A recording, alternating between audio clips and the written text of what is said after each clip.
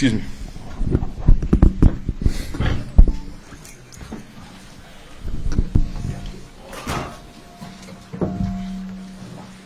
Kyrie, it was a tie game midway through the fourth quarter, and they outscored you guys 16-8 down the stretch.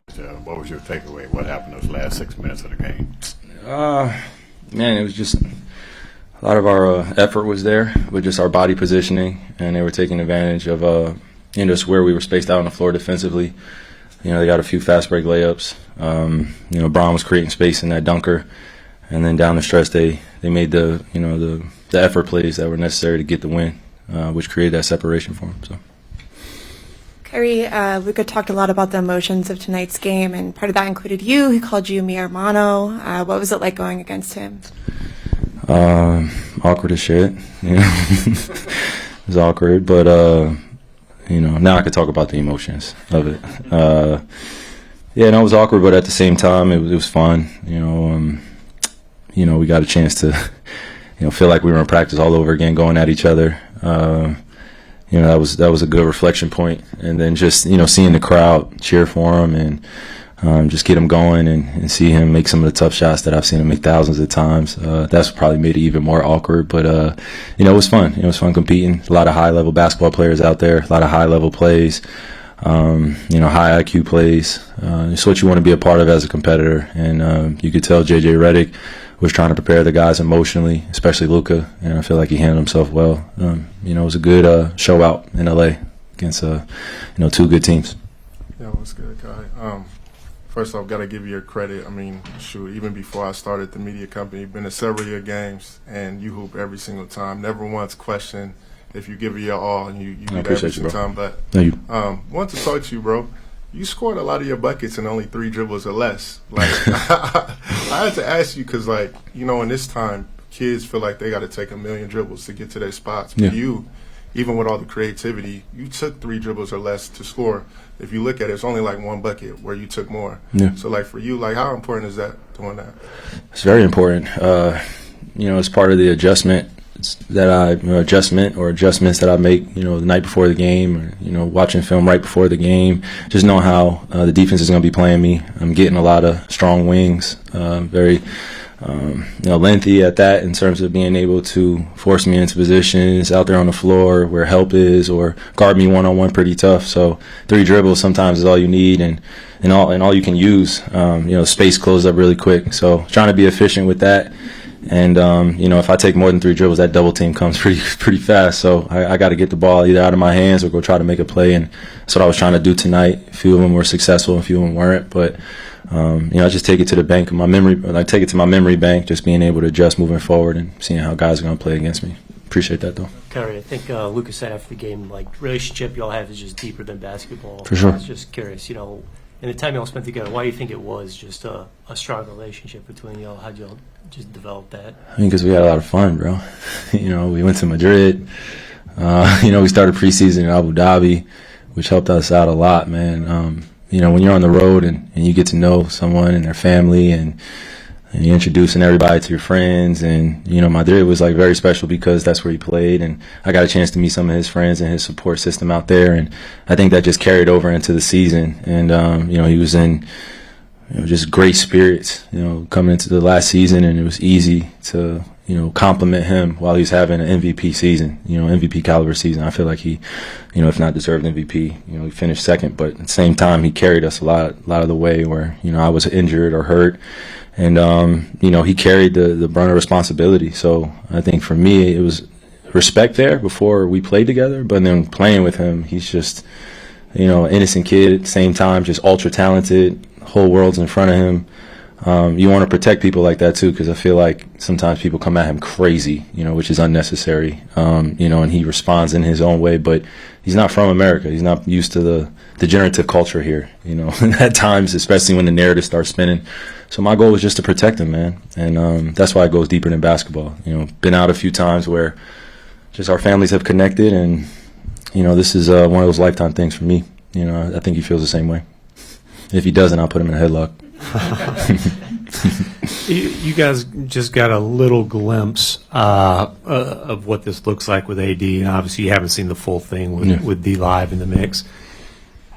how much time do you think you guys need to be able to kind of get ramped up with that duo to have a reasonable chance to see how Make a good push. you can be? Yeah, and how do you feel about kind of the possibilities at this point, based on some hope, obviously, but very little actual evidence? Yeah, that's a good question, man. I mean, we even framed it. Well, just to answer your second part of your question, I mean, this is a strong focus. This is still a deep focus here, and that's not going to change, especially as I'm getting prepared and as I'm talking to my teammates and the coaching staff is relaying things to me. Obviously we have injuries, and getting AD back would be tremendous. We want him to get fully healthy, as close to 100% as he can be. Like you said, we've seen glimpses of it, but I think the ramp-up period is going to be an adjustment period too. I don't think it would be as hard of an adjustment just because he's a big and he's agile. He's able to pass, shoot, dribble. He's able to play without the basketball. He's able to lead us defensively and get himself going. So we're just going to be leaning in on his IQ and leaning on his skill sets and allowing him to play in space and be the player he's been, and also raise it to another level now that he's playing with other players that can complement him in a different way, other than when he was playing at Lakers. So I'm excited about that, man. As a point guard, as one of the lead guards on the team, I'm excited to just throw it down to somebody, let them take the double team, and let me just play on the backside, you know what I mean? Or let me just play, 4-on-3 and make the decisions. But until that point comes, I'm just going to keep, ramping up what I'm doing and limit my turnovers, finish at the rim a little bit better. I missed some easy bunnies tonight. But yeah, just our margin for error right now is really small. So a lot of shots got to go in, and we got to get a lot of stops consecutively in order to be in the game. And down the stretch we were, but those effort plays, man, those 50-50 basketballs, position plays, and just thinking the game, time, shot clock, what's going on, and everybody getting used to playing like that. There were some shots out there where guys felt confident. I'm going to always support that.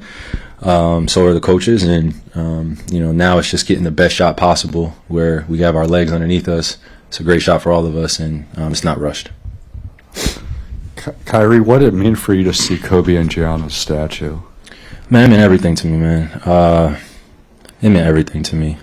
I needed that before the game. I was, I don't know if anybody in here has ever dealt with that avoiding feeling, avoiding things that you know are going to kind of be painful or hurt you, and it's going to be best for you at the same time. That was one of those things. I hadn't been to the statue just because I was, all in my head, all in my emotions the last few times we've come here. And, obviously I've paid my respects to his family as well, and I always try to, Vanessa and the kids.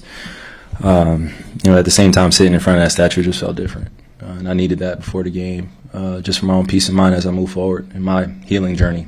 It's been a long time since I've had to face something like that. So sitting there before the game probably wasn't ideal timing, but I know I needed to do it. So I'm grateful, man, especially as God watches over me, and Gigi and Kobe and a lot of my ancestors are watching over me. So I'm just grateful. I don't take those moments for granted.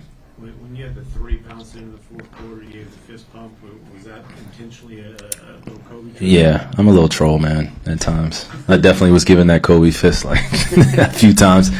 Kobe held it a little bit longer like this, and he would grit his teeth. But for me, I was just like, yes, I got lucky in this building. So it felt good, man. I think it was like the bottom out, right? Yeah. He's gritting his teeth. Everybody knows that face too well. That face too well. Luka really well, obviously, and one of the things when you get traded, it's like a rejection, right? Like it's something like, wow, they traded me. And since he's been here, he's talked a couple times about it's going to take some time for me to have closure. It's going to take some time for me to process. Have you seen that? Like I know you watch a lot of basketball, right? Have you seen just him the last couple of weeks trying to process this? And how did he look tonight, just in terms of his spirits, in terms of the Luka you know? Well, number one thing I don't do is I don't try to judge Luka just based off of how he's playing basketball as much. I know that's his professional job. It's, got to do it as a teammate, but try to make sure he's just good as a human being first, and then everything else follows after that. I think I would add sentiments to his point of just, I've gone through being traded mid-season, having to pick up your family. You have all these thoughts in your head that you're going to be somewhere for the rest of your career, be with certain teammates. Things are going well. You feel like, there's not much room for, any change that you're expecting, right? It's just, I don't think he expected the change, and I think that's probably what leads to him feeling his emotions even more so in a deeper way. rejection, I think that's a strong word. Some people would use other, other words to describe it, but sometimes it can feel like that, and you got to go through, your process of grieving, and I just think sometimes grieving in the NBA circles right now in basketball is not like a word we use, because just be tough, bro. Like, you go out there and play. You're playing for the Lakers, you're playing for the Mavs. Like, just pick it up, and everybody just expects you to turn over the next page and get over it. The reality is, man, we're human too. We've said it plenty of times, but he's still a young kid. We come in here at young ages. Some of us are emotionally mature. Some of us are not. Some of us have a good handle on what our responsibility is when we come in the league. Some of us do not. It requires development in that area as a human being. Basketball is not going to fix it. No matter if you score 40, 30, it's not going to hide your deficiencies or weaknesses, and we all have them. So I'm just saying, as a protective big brother, I was just looking at him from afar, sending him texts, making sure he's good. And when I saw him, I expected him to be over the next, that hill, as we like to call it, right? Just getting over that rejection or getting over the anger. Sometimes it could lead to hatred. Sometimes it could lead to uncertainty. So I'm just proud of him, the way he's just gone out there and played, and kept his family close, kept his friends close, know exactly who's in his corner, and he's got to deal with the LA media. I don't have to deal with that. I don't have to deal with that. I'm in Dallas. I'm safely kept now, so he has to deal with this LA media. I don't know what it's like here. What was today like? What was today like in that journey of closure and stuff? You said the journey of closure? Yeah, like what in terms of turning? No, it was a good step. Good step. Just steps every day. Steps every day. Again, he's human. He's going to sometimes tell you guys how he's feeling. Sometimes he's not. Sometimes he's going to pretend like he doesn't speak English. And sometimes he's not. He's going to tell you how he feels. So you guys got to get used to him, man. I'm used to it already. Love the guy. Kyle, you play with both Luka and LeBron. How did you kind of see their IQs working and meshing together out there? Oh, man, high level, man. And you can just see the nonverbal communication that goes on. And then you see them kind of figuring out their roles of when to press and when to be aggressive. You got JJ calling a heck of a game over there too, offensively, trying to attack certain weak points of other defenses and other opponents. You heard his quote the other day where he didn't get sleep against Denver. I asked him if he got sleep against us. He said no. So I said good. So that means he cared. He cared, and he put us, at the top of the list of contenders in this league. You got to play hard against us. You got to adjust. You got to have adjustments. So it was exciting to be a part of this, but now you kind of take this one to the bank and get ready for when we see them in Dallas. All right, got you guys.